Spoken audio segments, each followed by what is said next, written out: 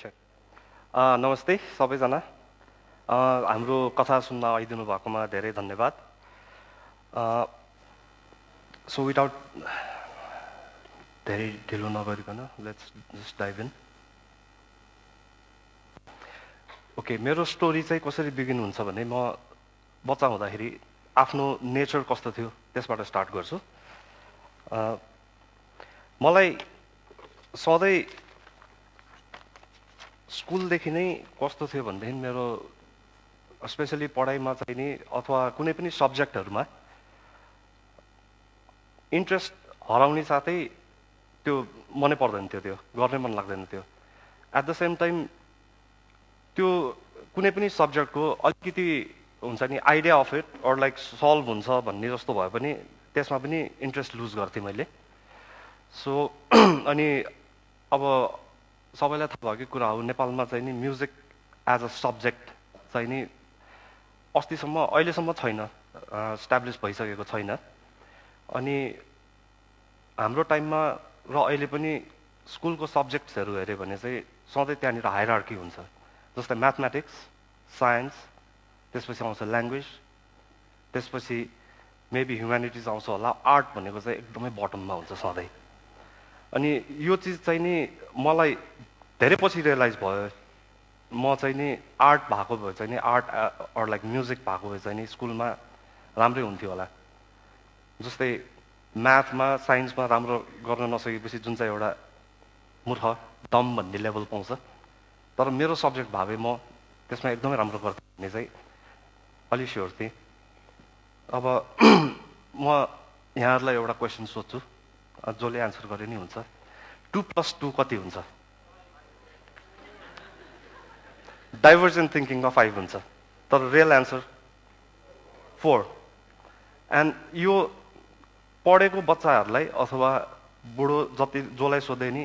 We always get 1 answer 2 होइन अनि यो चाहिँ नि मेरो लागि चाहिँ यो चाहिँ नि बोरिङ हो कि अनि द्याट डजन्ट मिन म्याथमा साइन्समा ऊ गर्नुमा लाइक हुन्छ नि अर्को डिस्कभरिजहरू हुँदैन भन्ने छैन तर बेसिकमा कुरा गर्ने हो भने चाहिँ नि it's always the same answer त्यो मलाई चाहिँ अलिकति उनै भएन इन्ट्रेस्ट नै नलाग्ने अनि त्यसमा अब म्युजिकमा चाहिँ नि कस्तो हुने भनेदेखि मेरो लागि एभ्री टाइम हुन्छ नि बेसिक्सदेखि नै गिटार उठायो अथवा इन्स्ट्रुमेन्ट उठाएपछि every time you play it's different it's beautiful अनि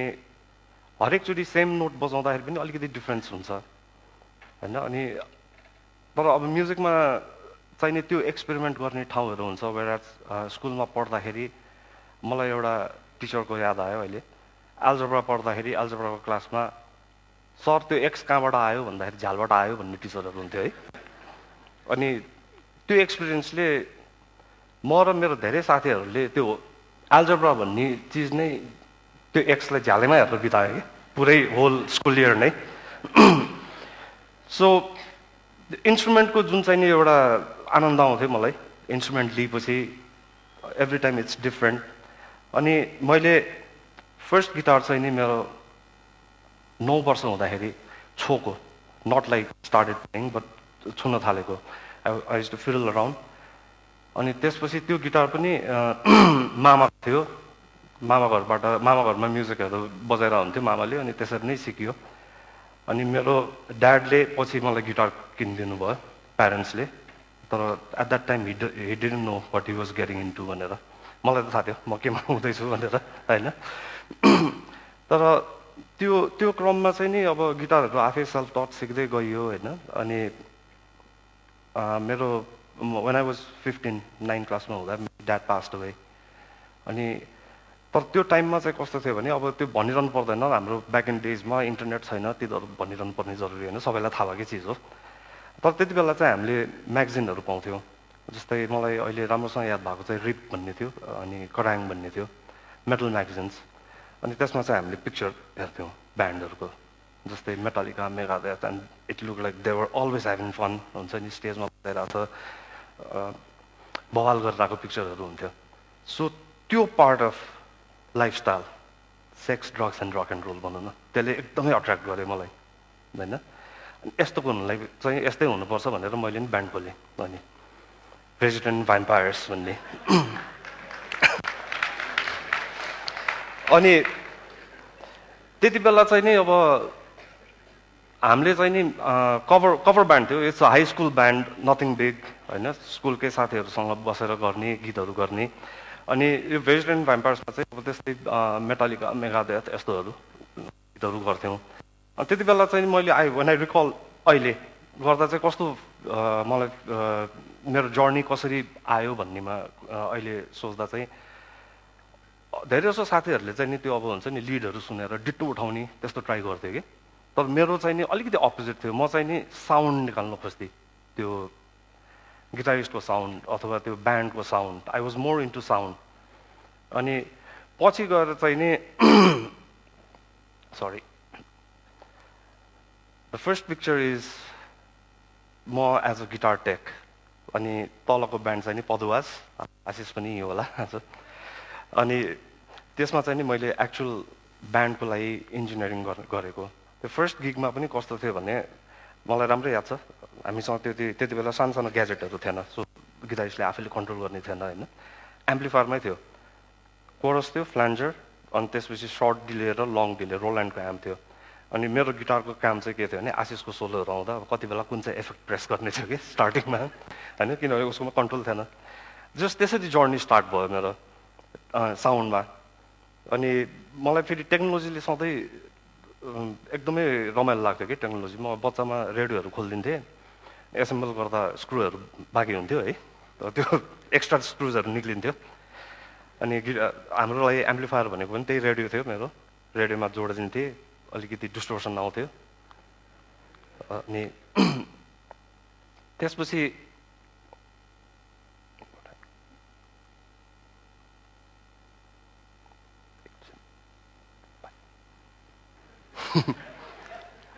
अड्क्यो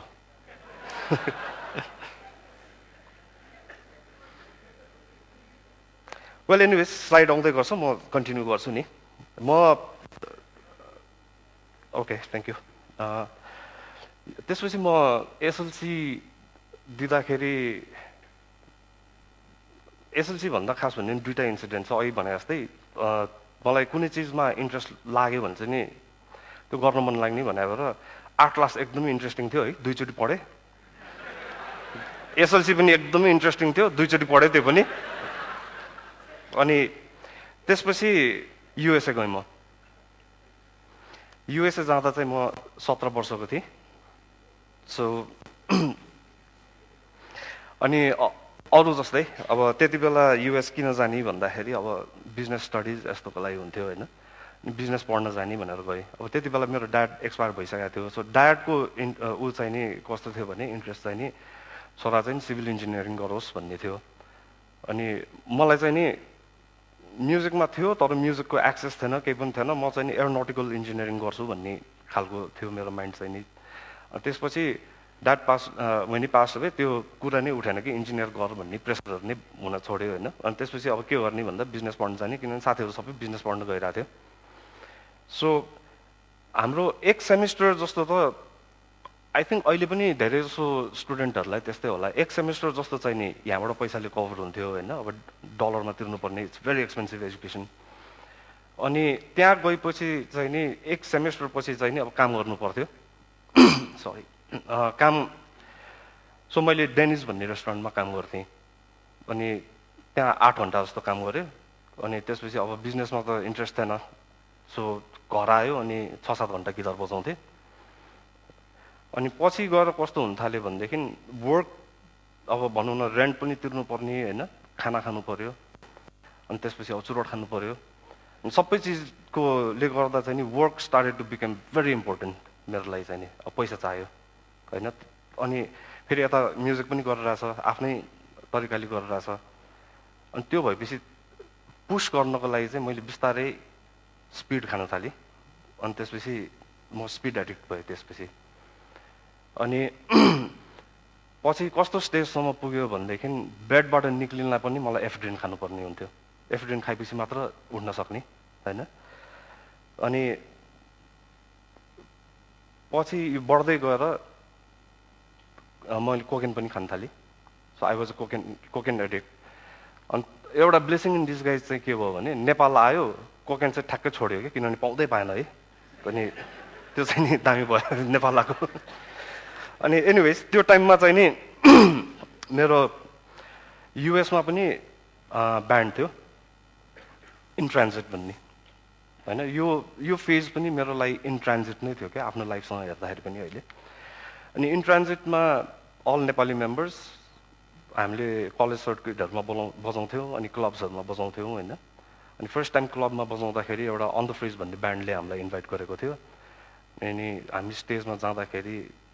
अडियन्सबाट सुनिन्थ्यो कि मेटालिका विथ एक्सेन्ट भनेर कराइरहेकोहरू होइन अनि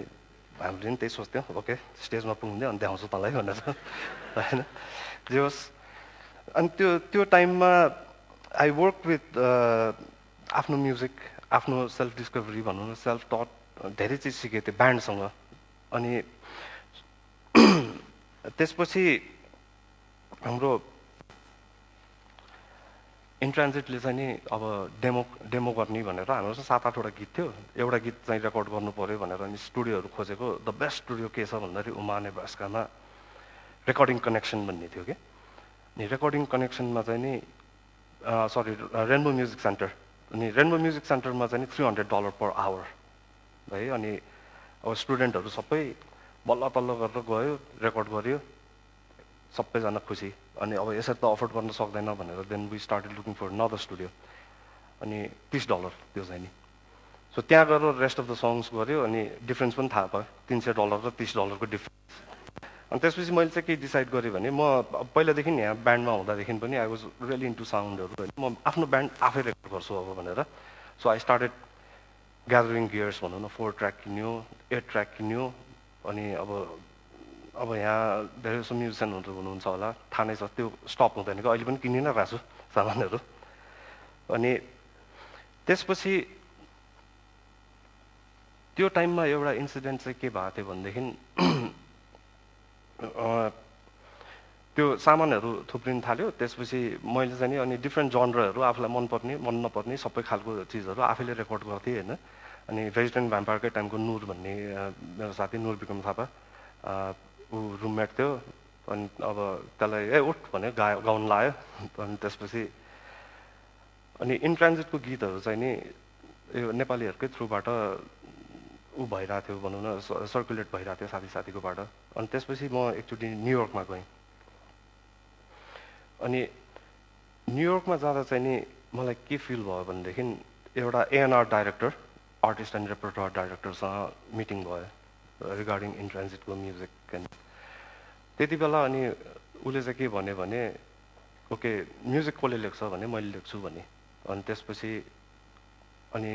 लिरिक्सहरू भन्दाखेरि अर्को एकजना मेम्बर थियो उसले लेख्छ भनेर भन्यो होइन अनि त्यसपछि त्यति बेला चाहिँ उसको एउटा उसले चाहिँ के भन्यो भने त्यसपछि तिमीहरू 2जना बस अरू 3जनालाई चाहिँ रिप्लेस गर भन्यो कि अनि त्यो भनेको चाहिँ नि मलाई चाहिँ कस्तो लाग्यो भनेदेखि त्यो इन्डस्ट्रीमा चाहिँ ट्यालेन्ट भनेको चाहिँ केही पनि होइन रहेछ भनेर रिप्रेजेन्ट कसरी गर्ने उनीहरूले होइन सो मलाई चाहिँ कस्तो लाग्यो भने हामीहरू I think we were not white enough भनौँ न अर लाइक ब्ल्याक इनफ त्यहाँको कन्टेक्स्टमा हेर्ने भने अनि हामी चाहिँ बिचको पऱ्यो सेड्स अफ ग्रेमै छौँ है अनि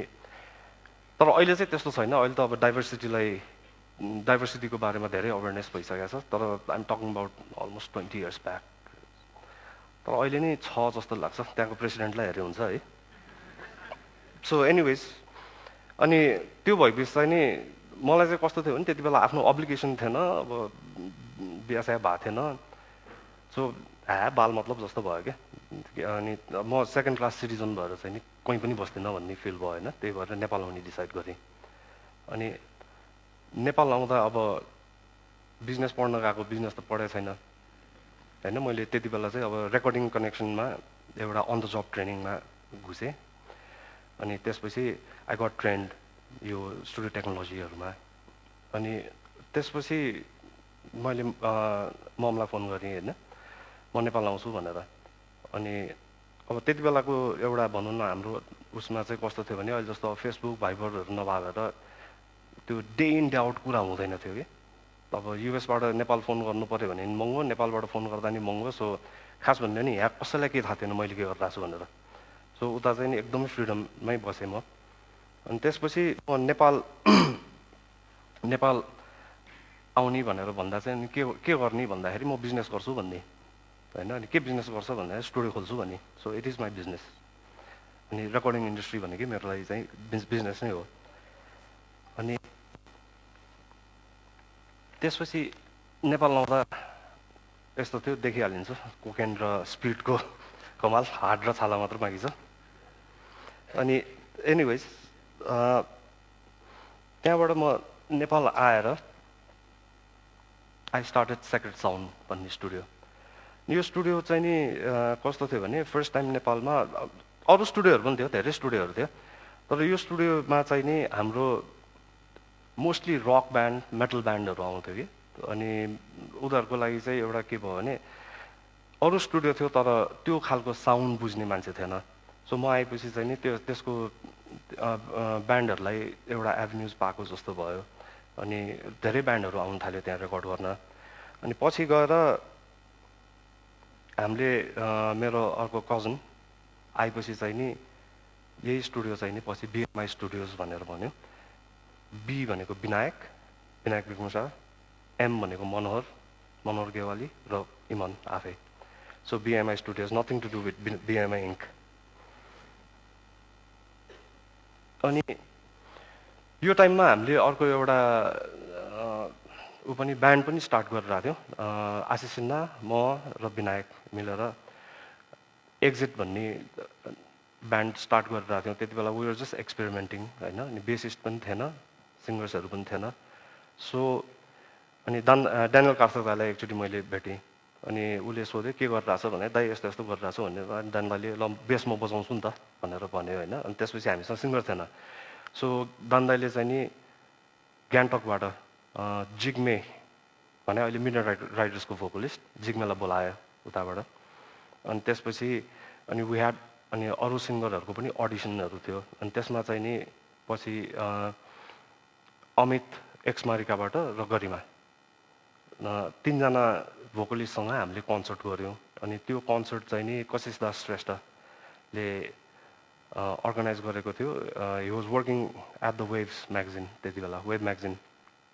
अनि the concert was called for the love of rock 21 2K भन्ने थियो। अनि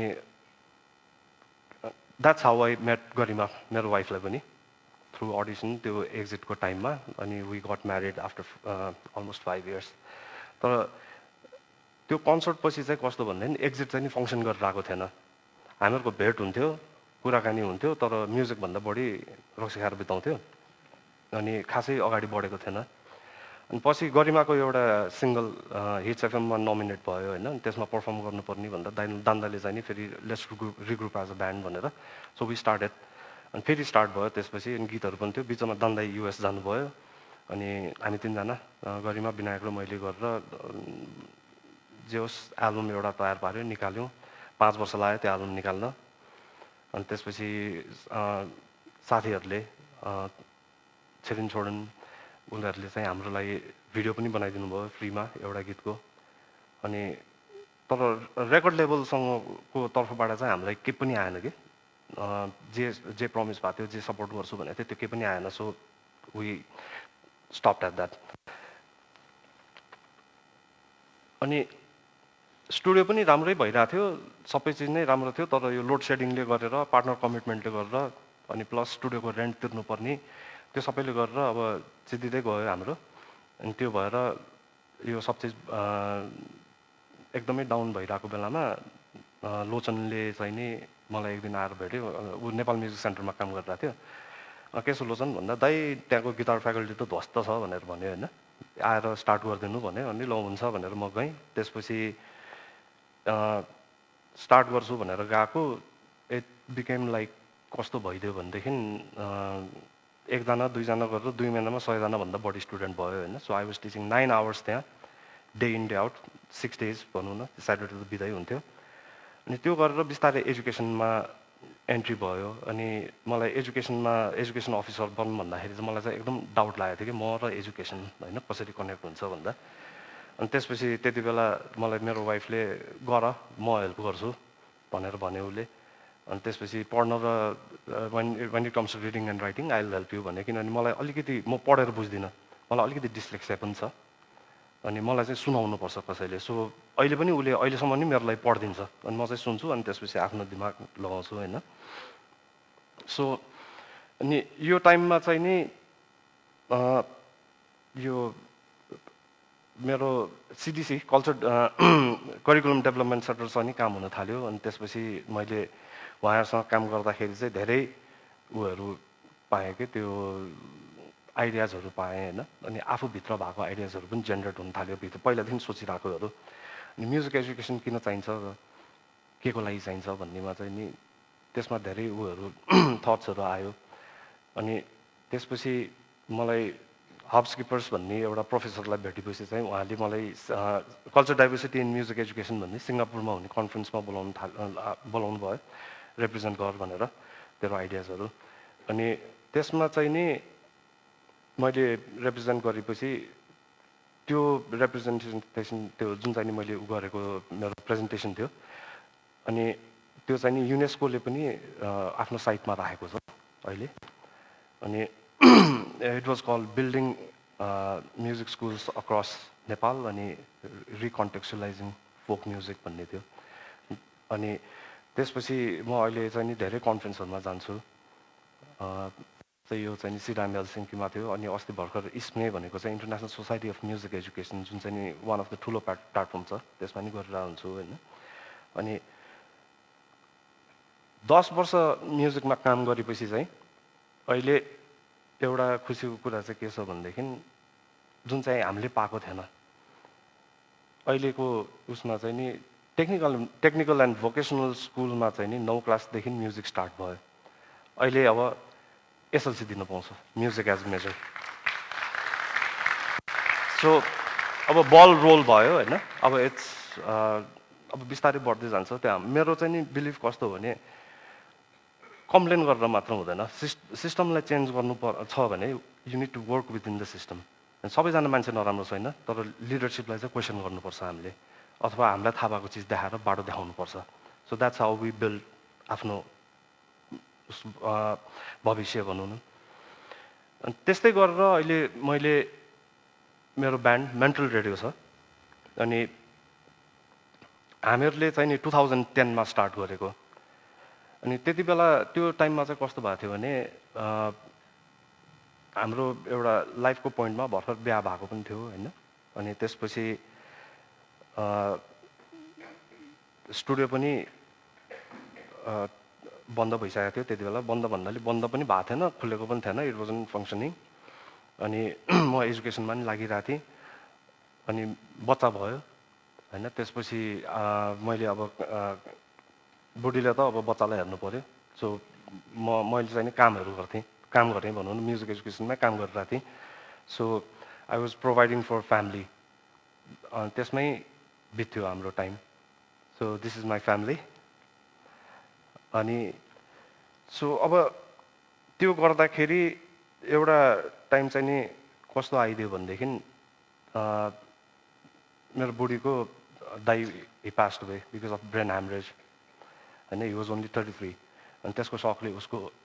फादर पनि paralyse he got shock and he got paralyse है अनि त्यति बेला चाहिँ नि फेरि मेरो इमिडिएट फ्यामिलीबाट चाहिँ नि जुन चाहिँ चाहिनुपर्ने मेन्टल सपोर्टहरू चाहिँ त्यस्तो पाएन कि